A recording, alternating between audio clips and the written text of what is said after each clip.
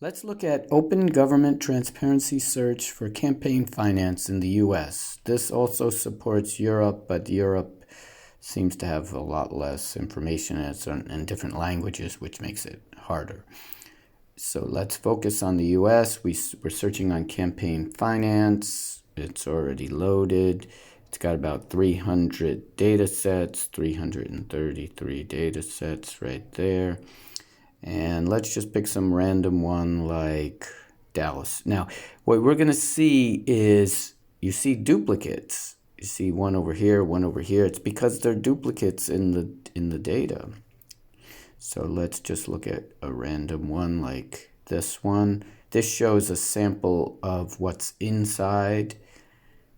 And you'll again see that the column names change radically. So if you're comparing campaign finance from Dallas to California to different states and maybe DC, they don't use the same column names. So we'd have to standardize them maybe with Wikidata or something like that. It'd be nice if people standardized, but they don't. So here's what they have in here. It has a street, which doesn't look like a street. It has a state. It has political expenditure, amount, business name.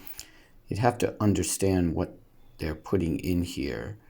But the cool thing is we can search it too, and of course download it. Now here's the raw JSON data that they return, and also you can actually get a link to their actual download page. We could put a download page here. Here's the different keys. These are the column names. Don't ask me why. They're so confusing, but all this open data is paid for by taxpayer money, and it should be usable. It should be universally accessible and useful, right? It shouldn't just be there spending taxpayer money and not be useful.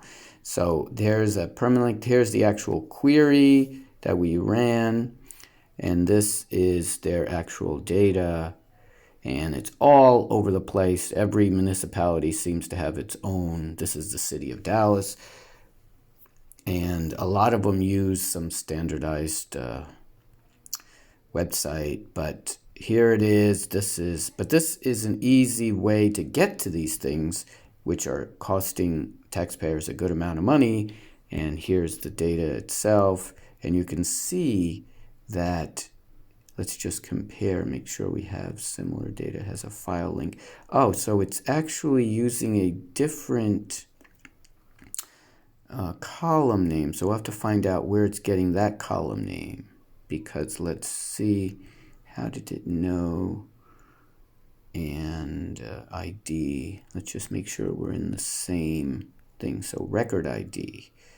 So if we search for this name, Varala, let's just copy that. Will it let us copy? Oops.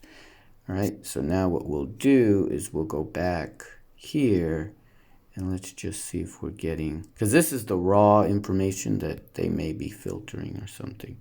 So let's look for Varala, enter. She should show up, and she is, he or she is here.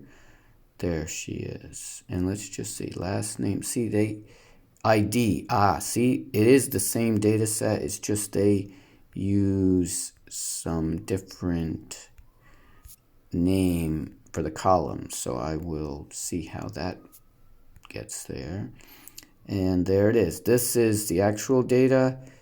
This is an example. Let's just search around. We can go back to the global search. And what this does is we can just search for, I guess, campaign finance, since that's what is the topic here. Campaign. Let's do campaign New York, just out of curiosity. Again, it's not a perfect search because it's returning basement level radon, but maybe that mentions campaign. Maybe doesn't seem to make sense. But here it is, campaign finance beginning, and it was updated March 12th. That's what this date is showing, March 12th. So it is updated. And if we open it, here it is, and here's sample data again. And now we can search this too. So let's search for, let's see, this is a New York State data set. So let's look for Eric Adams. Let's just see Eric Adams, or the Governor Hochul. I don't know how to spell the name Eric. Okay, so let's see if Eric Adams shows up in here. Probably does.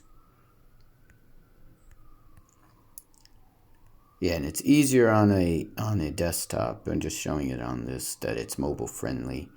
And I think, oh yeah, 32 JB, whatever it is. And if we search for Adams, maybe Adams shows up 20 times here, Eric Adams, and it's off the page here, so I'd have to, this is trying to make it mobile friendly, but on a desktop it would be easier. And you can also download this data set here. Let's just keep searching. I'm sure this, in the JSON, it'll be easier to see. Yeah, see it's showing here. This is a little bit, yeah, there it is. Committee to elect Eric Adams. And so it even has a P.O. box. That's interesting. Political, and see these are these political contributions, itemized. And it's coming from the SCIU, it appears. And does it have an amount? Pay number, origin amount. It looks like $5,400. Election year 2006. That doesn't make any sense. Why? I guess this was way back. This is when he was assembly or what's it called? Yeah, assembly person maybe.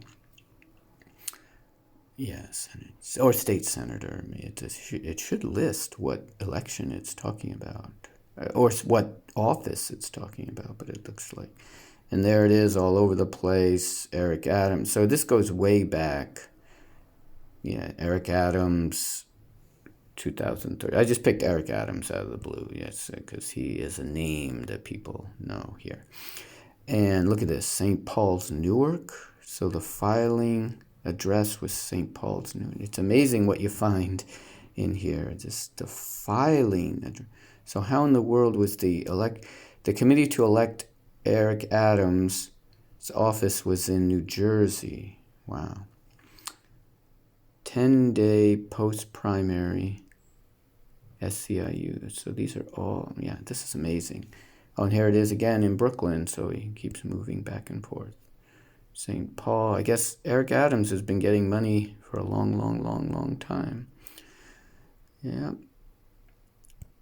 Look at this. So it's cool to see, and we try to make it, but we'd like to get feedback on what people want to see, because this is important information that you're never going to find unless you know how to find it. Thank you. Peace out.